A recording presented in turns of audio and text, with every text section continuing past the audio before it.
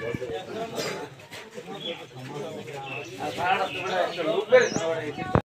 বছর ভিত্তিতে এসেছিল আমার উপর বিশাল হামলা করার তারা প্রিপারেশন নিয়েছিল।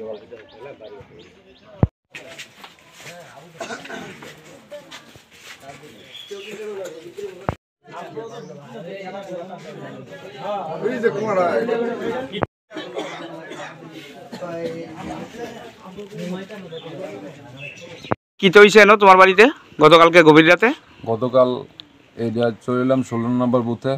কালকে আমাদের বাড়িতে রাত 11:30 নাগাদ এখানে কিছু দুর্বৃত্তরা, বিজেপির দুর্বৃত্তরা কিছু 5-7 জন আমাদের বাড়িতে এসে আমাদের বারিন্দার মধ্যে বুম ফেলে দিয়েছে।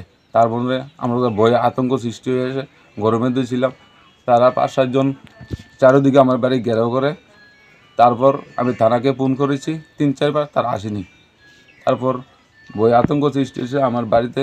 খুব মানে দুর্বৃত্তরা এসে হামলা করার পর আমার খুব ভয় লাগছে, কিন্তু কেউ আমটা পাড়ার মধ্যে কারোর বাড়িতে যায়নি, কিন্তু তারা কেউ কারো আসেনি আমার বাড়িতে। থানাতে 3-4 বার ফোন করা হয়েছে, কেউ কারোর আসেনি। কোন থানার অন্তর্গত এটা? বিশালগড় থানার অন্তর্গত। তা রাজ্য সরকার বলছে নাকি ত্রিপুরা রাজ্যের মধ্যে ঘরে ঘরে সুশাসন। কোথায় সুশাসন? আমার বাড়িতে দুর্বৃত্তরা এসে হামলা করেছে, কিন্তু আমি থানাকে ইনফর্ম করেছি, থানা আসেনি। তাহলে আমি কীভাবে বাঁচবো? কীভাবে আমার বাড়িতে ঘরের মধ্যে ঢুকে যদি আমাকে গুলি করতো বা বুম ফেলে দিয়ে যেত, আমি তো কীভাবে কথা বলতো? আমি তো বলতে পারতাম না। তারা অনেকে এসে আমার বাড়ি ঘেরা করে, আমি যাতে বাড়িতে না বেরোতে পারি, তার এরকম পরিস্থিতি নিয়েছে কালকে। এখন পর্যন্ত পুলিশ আসেনি? এখন অবধি কোনো স্টাফ আসেনি, পুলিশ প্রশাসনের কোনো আসেনি এখন। আপনার নামটা কি? হরিদন দাস।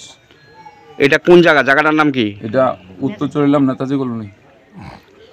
কি চাইতেছেন এখন? এলাকাবাসী গোটা সবাই যে একত্রিত হয়েছে, কি চাইতেছেন আপনারা সবাই মিললে? আমি চাইতেছি এদের সুষ্ঠু বিচার চাই। প্রশাসন এদের নির্বাচন কমিশন যে বলছে যে এই যে আপনার কড়া নিরাপত্তা দিয়ে দিয়েছে, তাদের কোনো পুলিশ প্রশাসনের কোনো ভূমিকাই নেই এই ব্যাপারে। তদ্রূপ আমার মা বাড়ির মধ্যে অসুস্থ ছিল, আমার মায়ের ঘরের দরজা খুলে দিয়ে ওরা চলে গিয়েছে। তারপর আমি গিয়ে দেখি মার দরজা খোলা, আমার বাড়ির মধ্যে অনেক কিছু, আমার বাড়ির চারিদিকে ওনারা বের দিয়ে দিয়েছে।